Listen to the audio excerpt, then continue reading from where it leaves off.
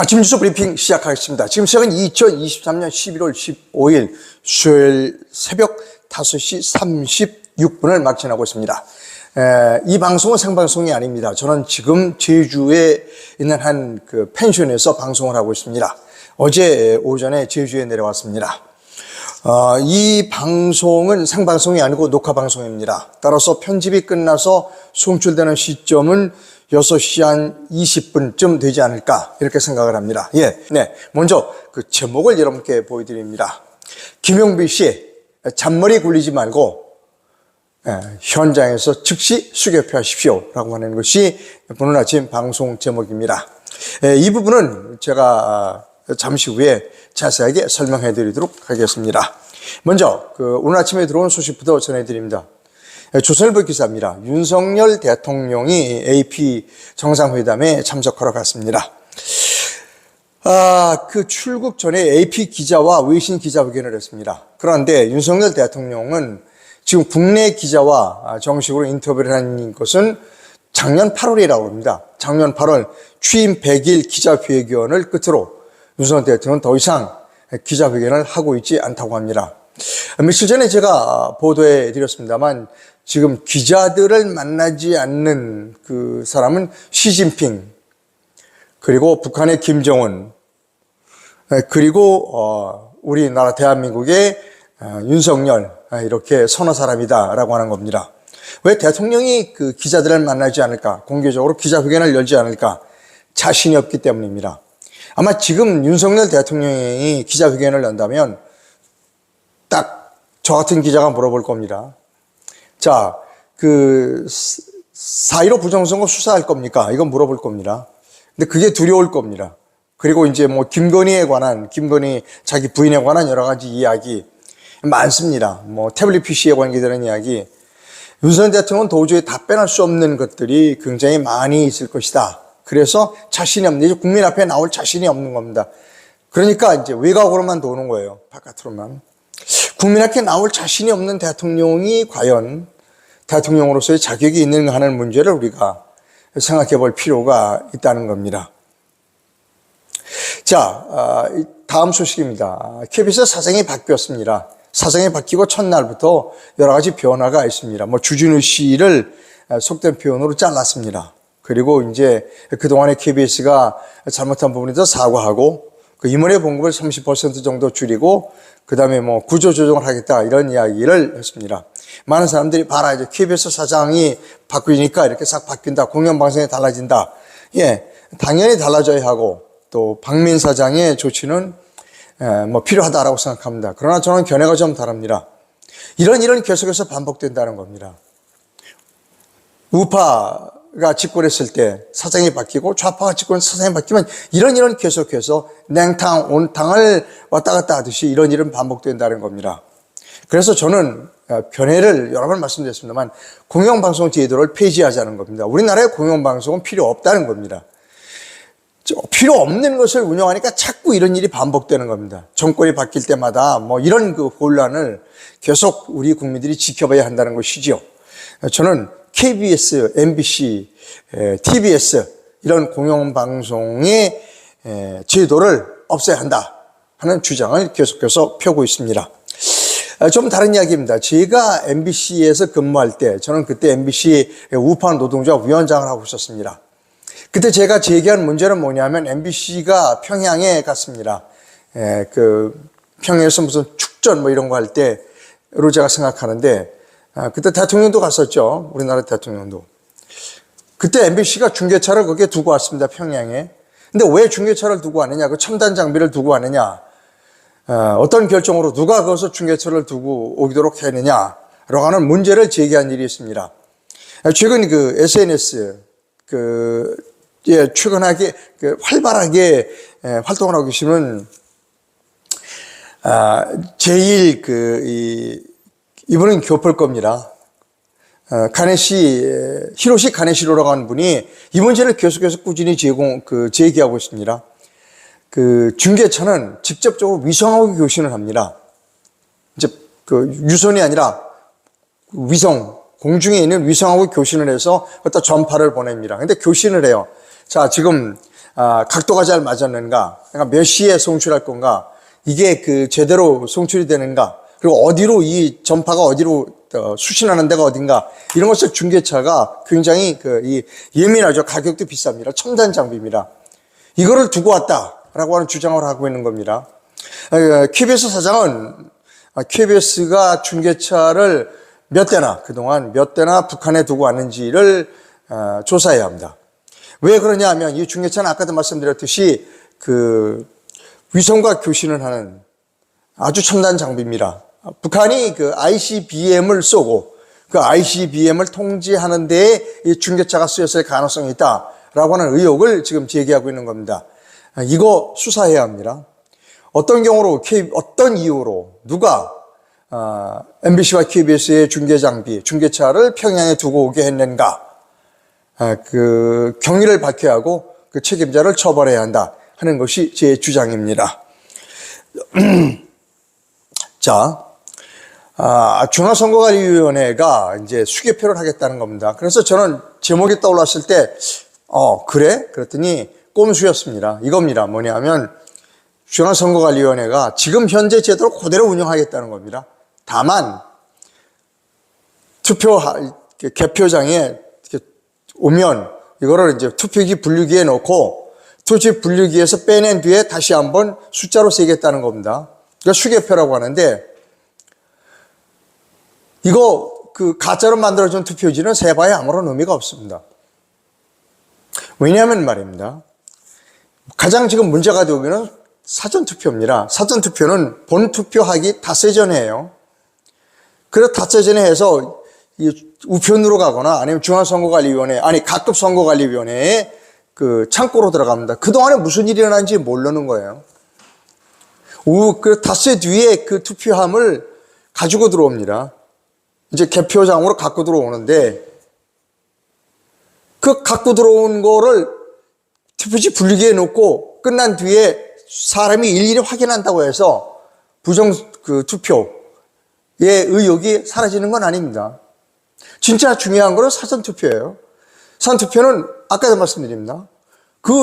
선거관리위원회에 보관되어 있는 5일 동안 무슨 일이 일어난지 몰라요. 투표함이 바뀌어졌는지 표가 들어갔는지 빼는지 모르는 겁니다. 그거를 개표소에 갖고 와서 투표지 분리하고 난 뒤에 사람이 센다고 해서 아무런 의미가 없는 겁니다.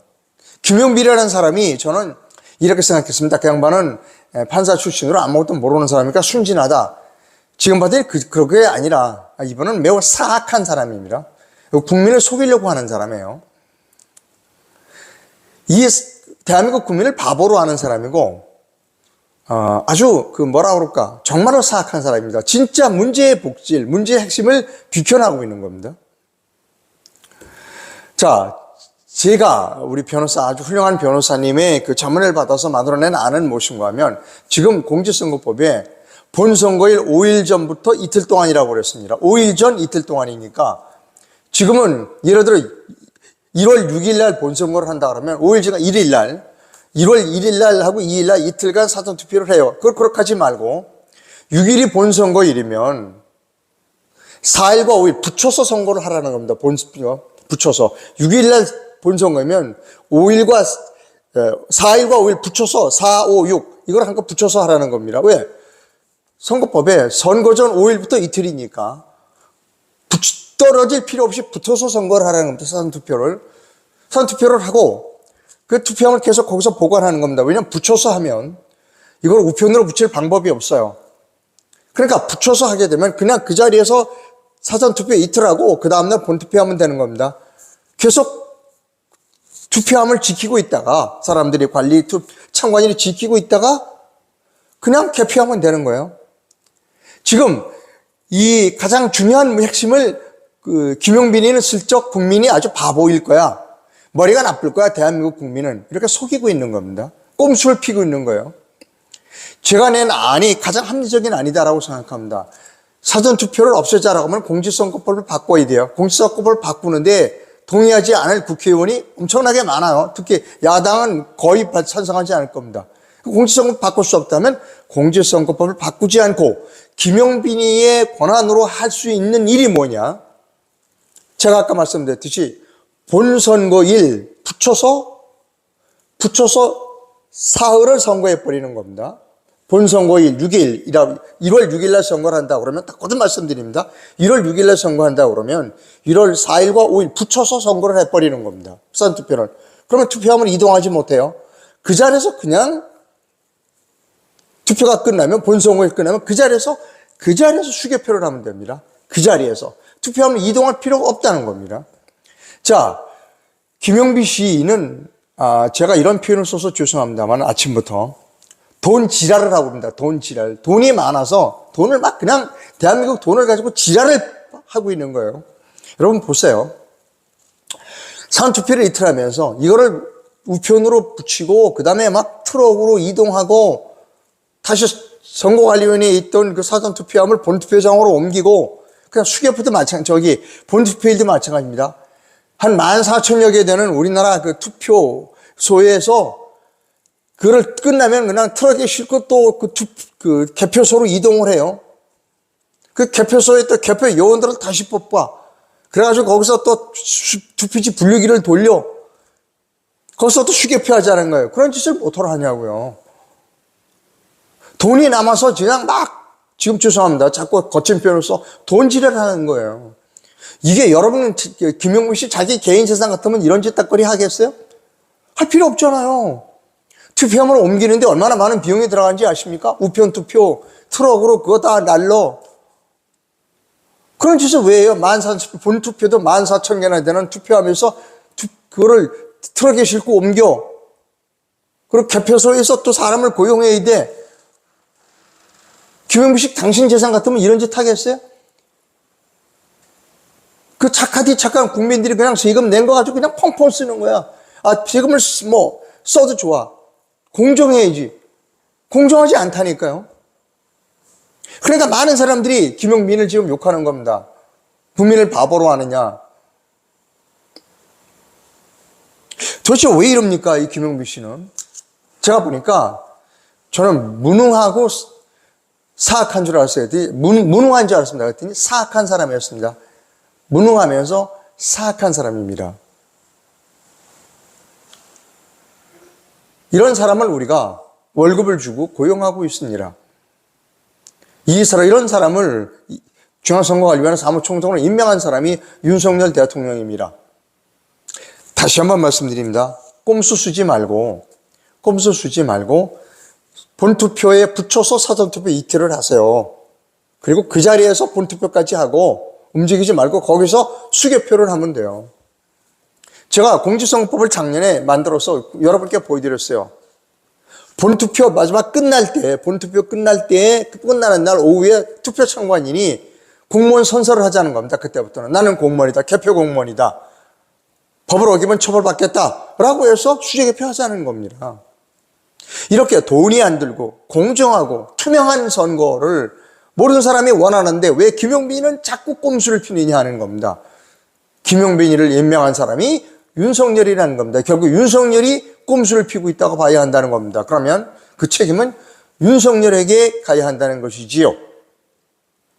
자, 오건호 씨가 이 사전선거, 그러니까 김용빈 씨의 그 수개표, 꼼수 수개표에 대해서 비난했을 뿐만 아니라 부정선거를 막을 부정선거 방지 정당을 만든다고 합니다.